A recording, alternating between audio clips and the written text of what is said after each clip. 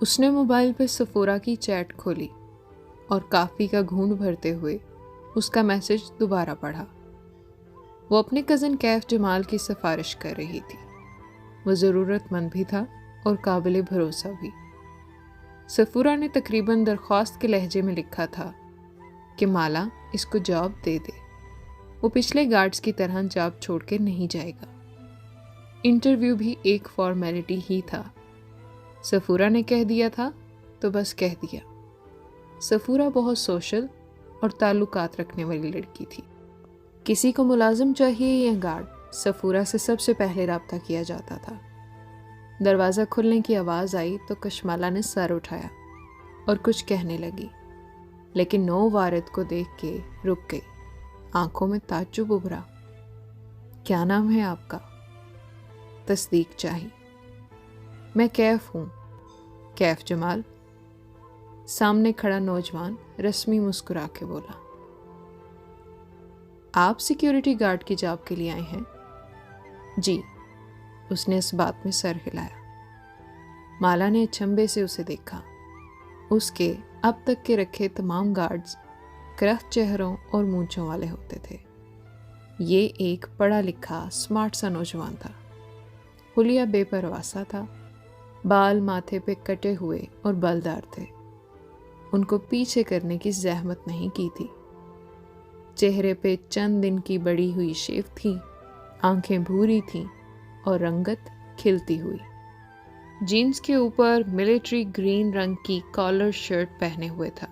گریبان کے اوپر بٹن کھلے تھے اور نیچے سے سفید شرٹ جھانک رہی تھی۔ کف بھی ایک تہہ موڑے ہوئے تھے۔ پیروں میں جرابوں کے بغیر سفید جاگرز تھے جو نئے لگتے تھے۔ اس کے اس بے ترتیب سے حلیے میں صرف اس کے جاگرز قابل ستائش تھے۔ میں سفورہ کا کزن ہوں، مسکرا کے بولا۔ وہ مسکراتا تھا تو اس کی بائیں گال میں ڈمپل پڑتا تھا۔ اس کے چہرے میں سب سے زیادہ پرکشش کیا تھا؟ اس کے مسکرانے کا انداز یا اس کی بھوری آنکھوں کی لمبی اور مڑی ہوئی پلکیں؟ تشریف رکھیے۔ وہ بیٹھ گیا اور ایک فائل اس کے سامنے رکھی، پھر گردن ہلائے بنا نگاہوں سے اطراف کا جائزہ لیا۔ آفس چھوٹا سا تھا۔ 3 دیواریں سفید تھیں، چوتھی دیوار پہ جنگل کے اونچے درخت پینٹ کیے گئے تھے۔ جگہ جگہ منی پلانٹس اور انڈور پودوں کے گملے رکھے تھے۔ ان کی خوشبو کافی کی مہک میں مکس ہو گئی تھی۔ سامنے نیلے لباس میں بیٹھی لڑکی سر جھکائے اس کی فائل کے صفحے پلٹا رہی تھی۔ چہرے کے دونوں طرف سے نکلتی لٹیں بھی فائل پہ جھکی تھیں۔ کشمالہ نے فائل بند کر دی، پھر چہرہ اٹھا کے اسے دیکھا۔ وہ اپنی مڑی ہوئی پلکوں والی آنکھوں سے بغور اسے دیکھ رہا تھا۔ کچھ تھا اس نوجوان کے بارے میں جو اس جاب انٹرویو سے مطابقت نہیں رکھتا تھا، کچھ غیر فطری سا، وہ سمجھ نہیں پائی۔ آپ نے صرف 2 ماہ ایک پرائیویٹ سیکیورٹی فرم میں کام کیا ہے، وہ کام کیوں چھوڑا؟ میں ایک سیاستدان کے سیکیورٹی اسکواڈ میں شامل تھا بطور پرسنل باڈی گارڈ۔ ٹائمنگ مشکل تھی، میں ساتھ ساتھ اپنے بزنس پلان پہ بھی کام کر رہا تھا۔ 2 چیزیں مینج کرنا مشکل تھا۔ کس چیز کا بزنس کر رہے تھے آپ؟ وہ سیٹ پہ ٹیک لگائے اسپاٹ انداز میں پوچھ رہی تھی۔ جوڑے سے نکلی 2 لٹیں اس کے چہرے کے دونوں طرف کو چھو رہی تھیں۔ میں پروفیشنل فوٹوگرافر ہوں۔ ہم دوستوں نے ایک ویڈنگ فوٹوگرافی کمپنی بنائی تھی جس میں ہم بہت سی سروسز مہیا کرتے تھے، لیکن وہ فلاپ ہو گئی۔ ہلکے سے کندھے اچکائے۔ میں نے باہر سے بہت قیمتی ایکوپمنٹ منگوا لیا تھا، جس کی وجہ سے میں شدید قرضوں میں گھرا ہوا ہوں اور وہی قرضے اتارنے کے لیے جاب کرنا چاہتا ہوں۔ وہ سنجیدگی سے اس کے سوالات کا جواب دے رہا تھا۔ کتنا قرضہ ہے آپ پہ؟ اتنا کہ اس جاب سے چند ماہ میں اتار لوں گا، قدرے توقف سے بولا۔ آپ کو سیکیورٹی گارڈ چاہیے یا باڈی گارڈ؟ دونوں۔ وہ سنجیدہ تھی۔ مگر آپ خود کو میرا ڈرائیور کہیں گے۔ صبح مجھے ریسٹورانٹ ڈراپ کریں گے، شام کو یہاں سے پک کریں گے، اور رات میرے گھر ڈیوٹی دیں گے۔ جب تک میں ریسٹوران میں ہوتی ہوں مجھے آپ کی ضرورت نہیں۔ آپ گھر جا کے آرام یا کام وغیرہ کر سکتے ہیں۔ مجھے خود کو ڈرائیور کہنا ہے؟ وہ جیسے سمجھا نہیں۔ کشمالا نے غیر آرام دہ انداز میں پہلو بدلا۔ میں اپنے رشتہ داروں کے ساتھ رہتی ہوں۔ باڈی گارڈ کے لفظ سے وہ انکمفرٹیبل ہو جائیں گے۔ کیا ان کو نہیں معلوم کہ آپ کو سیکیورٹی تھریٹ ہے؟ وہ اس کی آنکھوں میں جھانک کے بولا۔ اس نے نفی میں سر ہلایا۔ ویسے نیچر آف تھریٹ کیا ہے؟ کشمالا نے جواب نہیں دیا۔ وہ گردن موڑ کے کھڑکی کے باہر دیکھنے لگی۔ آسمان اندھیرا ہوتا جا رہا تھا۔ وقفے وقفے سے بادل گرج رہے تھے۔ کیف نے کھنکھار کے وضاحت کرنی چاہی۔ نیچر آف تھریٹ یعنی؟ مجھے معلوم ہے نیچر آف تھریٹ کیا ہوتا ہے، مگر میں ابھی اس بارے میں بتانا ضروری نہیں سمجھتی۔ حفاظت کے لیے یہ ضروری ہے کہ مجھے خطرے کی نوعیت کا علم ہو، اور اگر علم نہ ہو تو؟ اس نے سبز آنکھیں گھما کے کیف کو دیکھا۔ کیف نے گہری سانس لے کے ہلکے سے کندھے اچکائے۔ میں تب بھی آپ کی حفاظت کروں گا۔ میں نے سفورہ سے وعدہ کیا ہے۔ میں اپنی جاب میں بہت اچھا ہوں، آپ بے فکر رہیں۔ وہ ہلکا سا مسکرایا۔ وہ واقعی اس کے گزشتہ گارڈ سے مختلف تھا، لیکن اچھا تھا۔ اس کے بات کرنے کے انداز میں ایک احساس تحفظ تھا۔ اس کے تنے اعصاب ڈھیلے پڑنے لگے۔ مجھے لگتا ہے کوئی میرا پیچھا کر رہا ہے۔ وہ بولی تو اس کی آواز ہلکی تھی۔ اس نے بھروسہ کرنے کا فیصلہ کر لیا تھا۔ آخر وہ سفورہ کا کزن تھا۔ صرف لگتا ہے یا کسی کو دیکھا بھی ہے؟ وہ چونکا۔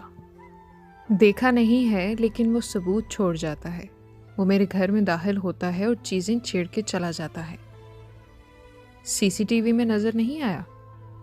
کشمالا نے نفی میں سر ہلایا۔ ممانی ان کے خلاف ہیں۔ صرف گیٹ پہ سی سی ٹی وی لگا ہوا ہے، باقی گھر میں وہ لگوانے نہیں دیتی۔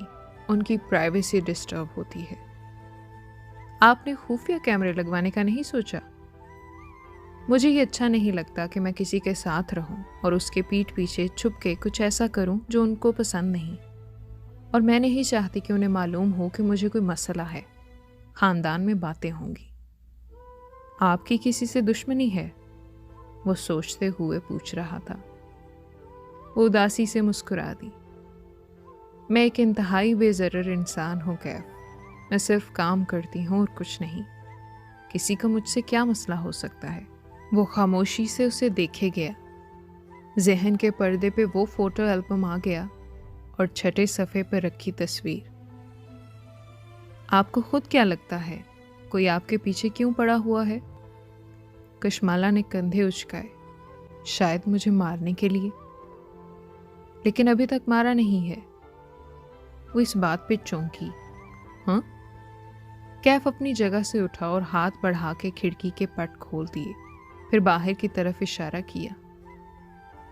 آپ روز اس کھڑکی میں بیٹھ کے کام کرتی ہیں۔ سامنے ایک کمرشل مارکیٹ ہے۔ اس کی کسی بھی عمارت کی کھڑکی سے آپ کو شوٹ کرنا بہت آسان ہے۔ اگر میں ہوتا تو اس سرمئی عمارت کا انتخاب کرتا۔ اشارہ کر کے اسے عمارت دکھائی۔ آپ وقت کی پابند ہیں۔ ہلکی سی مسکراہٹ کے ساتھ کھڑے کھڑے بات جاری رکھی۔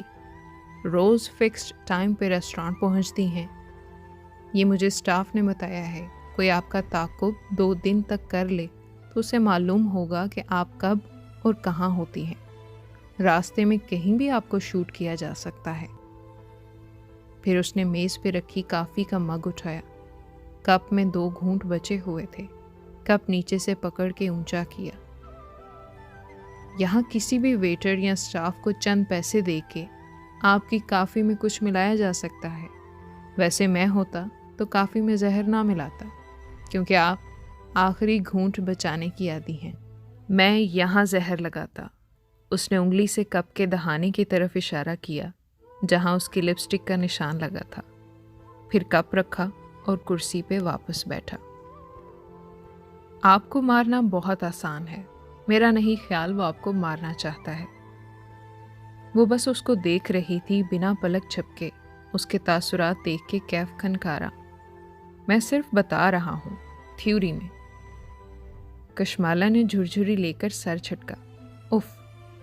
फिर लहजे को नॉर्मल रखते हुए पूछा, आपके ख्याल में कोई मुझे स्टॉक क्यों कर रहा है?